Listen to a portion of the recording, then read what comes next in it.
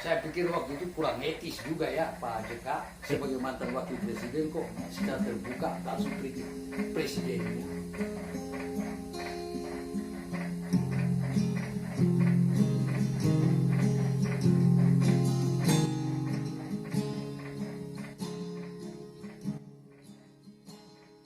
Ya, menurut Tom, bagaimana di tengah COVID-19 ini pendidikan harus berjalan, tapi visinya harus bagaimana? Baik, Pak Ishak Salakaya, oke, terima kasih atas kesempatan yang diberikan mau berbincang-bincang dengan saya terkait dengan bagaimana jalannya proses pendidikan dalam situasi COVID-19 atau COVID-19 yang dia sudah menjadi pandemi ya. Sejak peristiwa kejadiannya di Wuhan Desember 2019 gitu ya. Oke. Jadi sebetulnya sejak masih hangat-hangatnya kemunculan dan begitu hebatnya COVID-19 ini, itu pada bulan Maret, seingat saya pernah berbincang-bincang dengan siapa saja di mana-mana, bahkan teman-teman penjaga pos kamling, ya. Kita waktu berjaga-jaga itu kan kita berdiskusi mengenai COVID ini. Saya katakan bahwa ya pada bulan Maret itu, sebelum munculnya kebijakan-kebijakan yang saat ini kita kenal, antara lain ya, nanti sebentar mungkin kita masuk dengan bagaimana berdamai dengan COVID, ya, agar supaya sekalipun sudah lewat ya, tapi itu perlu semacam ada penjelasan ya kan, agar supaya orang tidak salah paham mengenai kebijakan-kebijakan yang begitu penting. Oke, waktu itu saya berpikir bahwa COVID-19 ini harus diandaikan ya. Itu sama seperti kecepatan sinar matahari. Jadi di sini intinya adalah relativitas ruang dan waktu. Jadi pendekatannya pendekatan fisika. Ini saya mau katakan bahwa tidak selamanya itu pendekatan medikal atau pendekatan konvensional. Satu virus penyebab penyakit atau satu penyakit harus pendekatannya semata-mata pendekatan konvensional, itu pendekatan medikal. Harus ada pendekatan lain. Dengan kata lain, kita harus out of the box, keluar dari cara berpikir atau kotak pemikiran yang biasa-biasa saja dengan sebuah pendekatan baru. Misalnya yang saya mau katakan pendekatan fisika, yaitu teori relativitas. Oke. Sekarang tadi saya bilang kita andaikan saja COVID-19 itu dengan dengan sinar matahari. Sinar matahari di ruang hampa itu punya kecepatan ya, daya rambatnya itu 300.000 km per detik. Oke. Berarti bahwa sebuah benda atau seseorang bergerak, katakanlah kelajuan atau kecepatannya itu 0,05 meter per detik, dan sebuah pesawat atau jet tempur yang berkecepatan ya, katakanlah bisa sampai berapa meter per detik ya, cahaya akan mencapai keduanya dalam waktu yang sama, yaitu 1 detik, kecuali salah satu punya kecepatan di luar atau di atas daripada kecepatan cahaya. Berarti dari segi waktu itu kan relatif. Kemudian dari segi ruang, itu meter tadi kan, berapa meter pun cahaya akan mencapai yang sama. Mencapai mereka dua itu yang bergerak tadi itu dalam ruang dan waktu yang sama. Ruang pun relatif. Dia mau 1000 km kah? Mau 0,05 km kah? 0,05 meter kah? Cahaya dia akan mencapai dua benda atau dua orang yang sementara bergerak itu. Oke, sekarang kita kembali ke COVID. Waktu itu saya katakan, kapanpun dan dimanapun COVID itu akan mencapai manusia. Bayangkan dia muncul dari bulan Desember 2019. Kalau kita hitung sampai dengan bulan Januari saja, sampai bulan Januari dia sudah pandemi, artinya dia sudah merambat seluruh muka bumi. Dan sebagian besar masyarakat di negara dan sebagian besar negara itu, masyarakat dan negara sudah terkena. Dia sudah pan artinya semua. Jadi sudah semua, dia sudah merambat semua. Jadi tidak ada yang lolos. Oke, kalau begitu bagaimana solusinya? Waktu itu saya juga pikirkan, wah kalau COVID ini dia tinggal hantam terus, ya. Dana kampung dia ambil, dia minta bagiannya, ya kan? Dana daerah dia minta bagiannya, bagian daripada dana daerah kan harus dikasih kepada dia kan? APBN pun diminta. Sampai para petani ya. Ya, sampai para petani, semua ini dia minta. Negara terus, ya negara, kita berbicara negara ini kan, kepala negara sampai kepala kampung, pemerintah pusat sampai pemerintah kampung, itu negara. Jadi negara ini dia harus memberikan uang kepada apa? Mr. COVID-19. Karena dia berkuasa saat ini, dia minta uang. Nah kalau terus menerus dikasih, belum BLT dalam bentuk barang, uang, terus bansos dalam bentuk barang. Bayangkan, sekian triliun harus habis dalam waktu yang relatif singkat. Negara ini kan bagaikan sebuah perusahaan. Kalau dia pengeluaran terus tanpa pemasukan, maka perusahaan itu bangkrut. Negara pun sama, akan bangkrut. Energinya terkuras habis kan? Antara lain akibat daripada COVID-19 ini. Nah, kalau begitu bagaimana solusinya? Kembali lagi saya katakan, kita lihat, ya, ruang dan waktu sudah relatif. Artinya ruang dan waktu bukan lagi problem. Jangan dijadikan sebagai parameter atau ukuran. Memang betul kita harus menjalankan protokol kesehatan, jaga jarak paling tidak 1,5 meter, ya. Duduk jaga jarak seperti itu. Terus kita harus gunakan masker. Masker ini kan jarak juga, kan selembar kain, toh, dengan kehalusan tapisannya itu kan membuat ini supaya orang meludah atau bersin itu kan udara yang membuat itu kan tidak sampai ke kita punya sistem pernapasan. Jadi jarak memang harus dijaga. Nah sekarang waktu itu saya berpikir orang bisa hidup di dalam laut kok, iya kan? Bayangkan orang kalau saat ini kita ikut perkembangan, ada kapal selam yang bisa puluhan tahun di dalam air. Sekarang pertanyaannya, ketebalan dinding kapal itu dengan air yang di luar, air laut yang di luar itu berapa sih jaraknya? Kalau kita hitung itu berarti kita tahu jarak antara air yang di luar itu dengan kita di dalam. Sekat atau dinding kapal itu kan sebagai pemisah, ya kan? Berarti jarak kita dengan air hanya sekian sentimeter. Tapi kan kita hidup, orang bisa hidup di kapal selam. Begitu pula kapal-kapal putih, kapal besar itu kalau di dek paling di bawah, kita sudah ada dalam air. Jarak kita dengan air di luar paling berapa sentimeter, berapa puluh sentimeter. Kemudian mereka para astronot di luar angkasa, mereka hanya terpisah dengan ruang hampa, toh itu hanya beberapa milimeter karena baju mereka ya, mengamankan mereka itu. Nah, sehingga mereka bisa tetap hidup. Nah, waktu itu juga terpikir bagaimana membuat, jadi mungkin bukan masker tapi sejenis helm ya, itu dipakai agar supaya apa? Agar supaya dunia kerja, dunia industri misalnya, orang kerja industri di pabrik-pabrik kan puluhan orang, ratusan orang, ribuan orang. Bagaimana kalau mereka ini nganggur, bukan main beban ya, beban negara, belum menciptakan persoalan sosial, kejahatan segala macam kan? Satu-satunya jalan tuh harus pengamanan betul. Agar supaya mereka, tadi saya katakan, jarak bukan lagi problem. Karena kapan dan dimanapun COVID dia ada.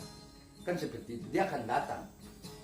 Jadi orang mau dekat atau apa, tidak, kalau mereka sudah punya sistem perlindungan yang baik, maka kerja bersama, ya sama-sama beramai-ramai, bukan lagi masalah. Ingat, ruang dan waktu bersifat relatif, ya, dari sudut pandang penyebaran COVID. Ruang dan waktu tidak berlaku. Oke, berarti bahwa kita hidup bersama-sama dengan COVID. Apalagi WHO beberapa waktu lalu sudah sampaikan, ya, Badan Kesehatan Dunia itu sudah sampaikan bahwa COVID ini tidak bisa hilang lagi dari muka bumi. Itu berarti COVID ini dia tetap ada, sama seperti malaria yang ada di Papua. Benar. Setiap orang ada di tanah Papua, pasti dalam perutnya itu ada malaria. Makanya waktu dokter-dokter kasih pengetahuan, ya, pembekalan kalau kita mau ke hutan-hutan, mau ke luar Papua saja lebih baik minum obat malaria sebelum pergi, karena terjadi perubahan suhu kita bisa demam. Mau masuk Papua seminggu sebelumnya lebih baik minum obat malaria supaya ke Papua itu jangan sakit, karena sudah adaptasi. Jadi setiap orang di tanah Papua, baik Papua maupun Papua Barat, ada bibit malaria dalam. Tapi sudah menjadi hal biasa. Nah, sehingga saya pikir benar sekali ketika beberapa waktu lalu Pak Presiden Republik Indonesia, Presiden kita, Bapak Joko Widodo, menyampaikan sebuah perkataan atau diksi mengenai berdamai dengan COVID. Iya kan? Waktu itu ada tanggapan juga langsung dari mantan wakil presiden Yusuf Kala, iya kan? Iya, iya. Saya pikir waktu itu kurang etis juga ya Pak JK sebagai mantan wakil presiden kok secara terbuka langsung kritik presidennya. Saya pikir waktu itu kalau beliau telepon saya, Pak Joko Widodo atau Pak Jokowi, tolong dong jangan gunakan diksi itu, nanti masyarakat salah paham. Ya, ini kan kita mau berdamai dengan COVID, tapi COVID kan tidak bisa, dia kan jahat. Tapi waktu itu saya sempat berpikir begini, karena Pak JK sendiri bilang bahwa perang itu kan melibatkan dua pihak, dan dua-dua itu kan harus mau, dia kemauan bersama untuk berdamai. Tapi saya pikir dalam perang itu kan harus dua pihak harus menyetujui, jadi perdamaian itu berdasarkan persetujuan kedua belah pihak. Sekarang sebenarnya apa yang disetujui? Maka saya bertanya, kita andaikan kalau kita berbicara berdamai dengan COVID, berarti kita membuat personifikasi COVID. Jadi COVID itu diandaikan seperti satu makhluk, seperti manusia yang punya kepribadian, sehingga dia bisa berpikir, dia bisa menawarkan opsi perdamaian. Katakanlah dia bilang begini, hei manusia, masyarakat Indonesia, begini kita bisa berdamai apabila kamu terima syarat dari saya, yaitu apa? Kamu harus mencuci tangan tiap kali. Setelah kerja atau dari mana-mana cuci tangan. Mandi bersih. Kalau dengan orang ini pakai masker. Terus jaga jarak. Nah, terus itu cek-cek suhu badan. Kalau rasa macam sudah ini ada sakit-sakit, ya sudah karantina diri sendiri. Katakanlah bahwa itu tawaran dari COVID. Manusia, kamu terima tidak? Ya, terima. Kalau terima, berarti kan Anda sepakat, setuju dengan COVID. Berarti Anda berdamai dengan COVID. Kan begitu. Benar. Berarti berdamai dengan COVID tidak salah, diksi itu digunakan. Narasinya seperti tadi yang saya sampaikan. Sekarang kita kembali ke cara berpikir ya. Ini kita mulai masuk sampai ke bagaimana sekolah itu berjalan, bisakah tidak, boleh ataukah tidak boleh. Pertanyaan ini bukan hanya menyangkut masalah medikal atau masalah kesehatan belaka atau akibat-akibat yang lain, tetapi ini juga persoalan baik atau tidak baik. Jadi sudah menyangkut soal etis, etik, baik atau tidak baik, pantas atau tidak pantas, bolehkah tidak boleh COVID ini, dalam situasi COVID ini sekolah atau proses pendidikan bisa berjalan. Ya, mungkin saya minta menjelaskan sedikit tentang bagaimana jalannya pendidikan di tengah COVID seperti ini, dan di mana sistem pendidikan sementara kita masih perlu mencari caranya gimana pendidikan bisa berlangsung di tengah COVID ini. Menurut Om, ya mungkin selama ini visinya masih kabur-kabur menurut saya. tapi menurut pandangan Om bagaimana ya? Ya. Oke, baik. Jadi kita sekarang mulai masuk pada soal bagaimana proses pendidikan. Jadi saya perlu jelaskan kalau istilah proses dalam bahasa Inggris yang digunakan oleh Alfred North Whitehead, ya, salah seorang filsuf yang sebagai pelopor dari apa yang disebut filsafat organisme atau filsafat proses yang berpusat di saat ini the Center of Process Studies, ya, untuk dunia internasional, itu berpusat di Claremont, California, Amerika Serikat, ya. Tapi saya masuk sedikit. Alfred North Whitehead ini kan pernah berdiskusi, ya. Einstein minta ketemu berdiskusi dengan beliau, Albert Einstein maksudnya, berdiskusi dengan beliau sebelum Albert Einstein mengumumkan teori relativitasnya. Jadi sesaman dengan Albert Einstein, kemudian filsafatnya itu merambah dunia sampai saat ini, punya pengaruh ke bidang sains, bidang teknologi sampai ke luar angkasa, teknologi luar angkasa, ya, sampai bidang teologi dan teologi agama manapun, ya, seperti itu. Jadi Alfred North Whitehead menggunakan istilah proses. Proses itu dalam pengertian yang seperti Anda ketahui. Proses artinya perubahan, perkembangan, itu proses. Sehingga orang berbicara tentang proses, ya selalu gunakan kata itu. Tapi harus dipahami bahwa proses itu perubahan, perkembangan.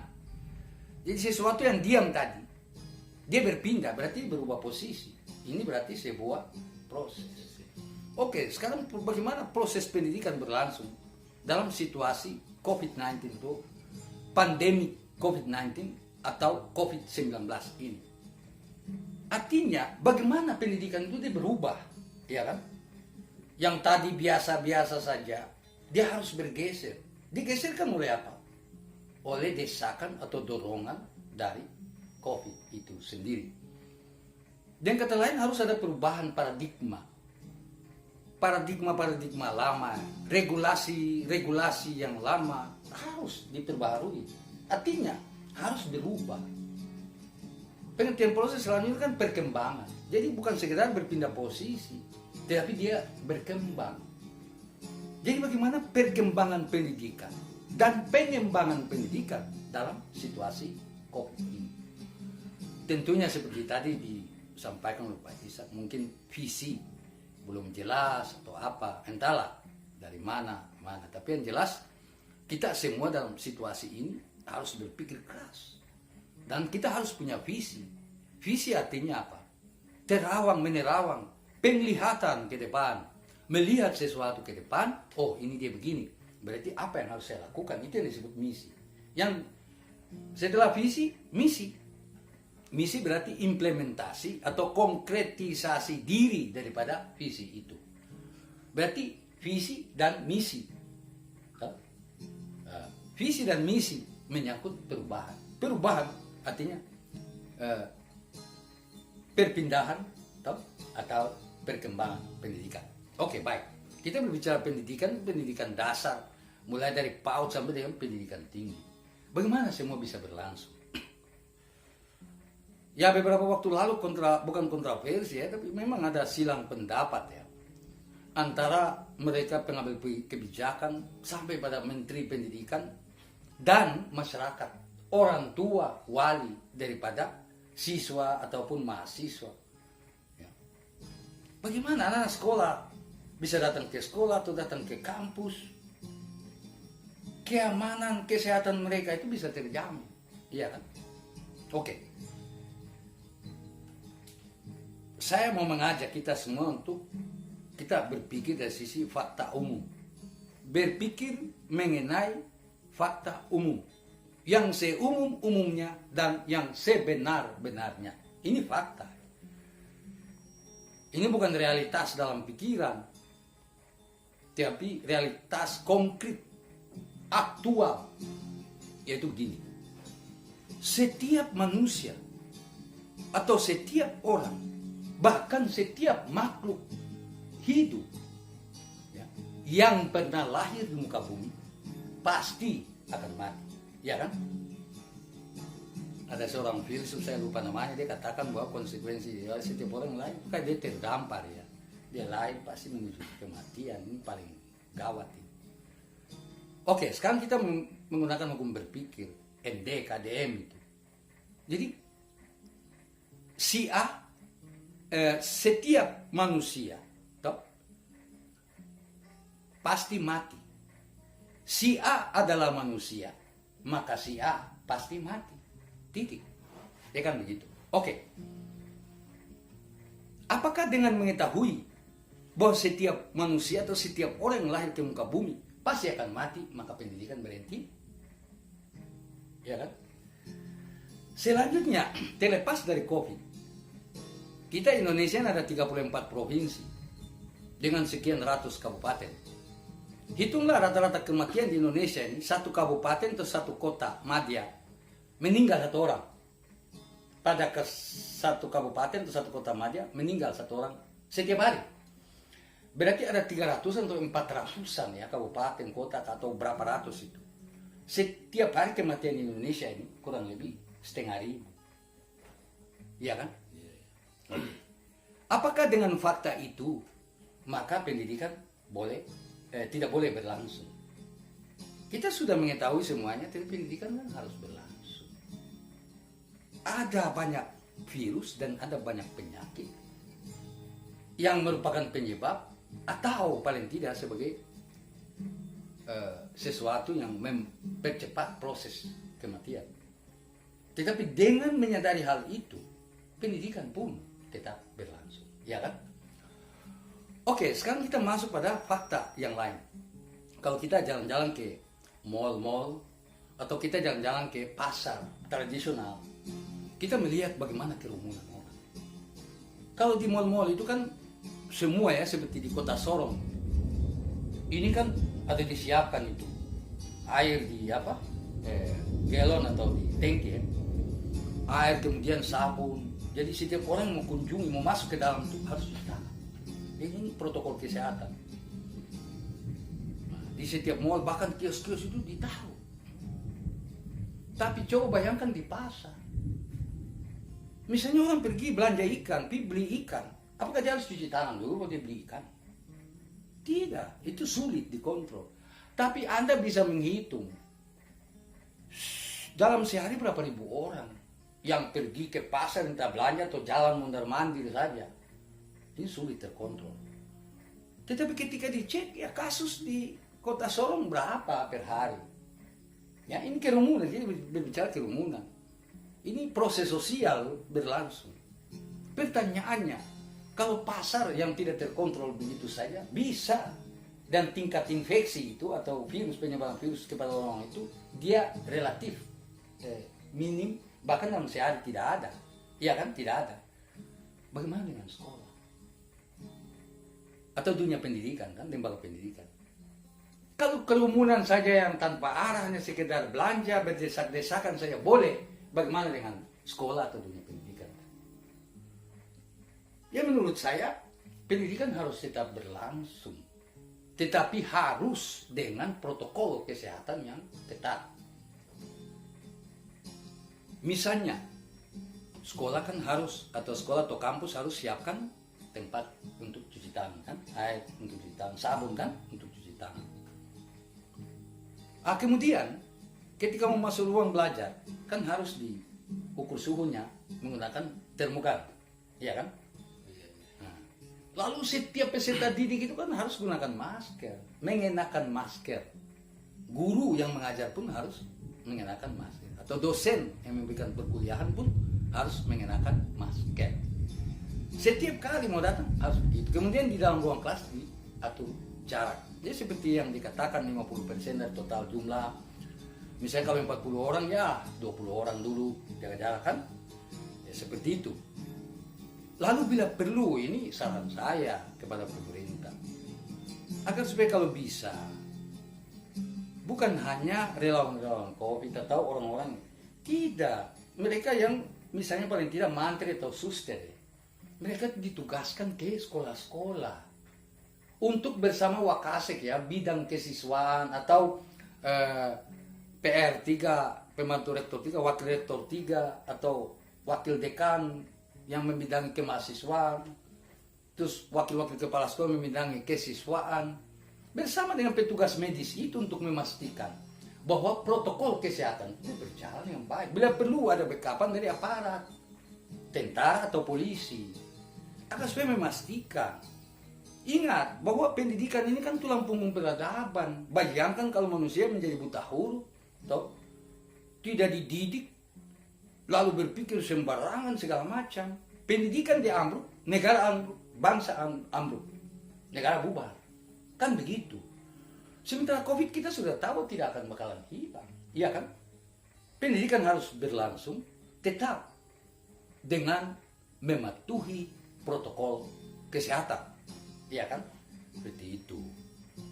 Oke. Sekarang dari segi teknis. Dari segi teknis ya tadi saya bilang pengaturan jarak apa segala macam kan penggunaan itu. Kemudian sistem kalau kita masuk dalam sistem daring baik offline maupun online ya. Selaku pemerhati pendidikan, saya lihat memang ada perbedaan yang sangat signifikan, sangat besar ya antara sistem pembelajaran itu dengan tatap muka. Ya, tatap muka lebih efektif. Kenapa? Karena guru dengan murid, katakan itu peserta didik dengan pengajar atau pendidik itu kan langsung berinteraksi. Dia bisa kontrol, bukan kontrol apa, tetapi peserta didik itu bisa sungguh-sungguh belajar, bisa karena memang ada semacam situasi yang mendisiplinkan. Kan kalau orang belajar dalam ruangan bersama-sama kan pendisiplinan namanya. Dia kan dibatasi ruangnya. Bisa terkontrol, pendidikan bisa berjalan, interaksi langsung, suasana hidup. Tapi kalau sistem daring, entah online offline, itu diberikan kebebasan kepada peserta didik untuk menentukan, iya kan? Dia mau mengerjakan tugas kah atau mau video conference, dia mau hadir atau tidak hadir, itu terserah dia, iya kan? Nah ini kurang efektif. Oleh sebab itu perlu dicarikan cara agar supaya pendidikan itu lebih efektif. Ya seperti tadi, harus dipastikan bahwa peserta didik bisa tatap muka dengan tetap mematuhi protokol kesehatan secara ketat. Ya, demikianlah perbincangan saya bersama Om Felix, tukang pipa, mengenai jalannya pendidikan di tengah situasi COVID saat ini. Baik, terima kasih. Kita akan jumpa di video-video yang berikutnya.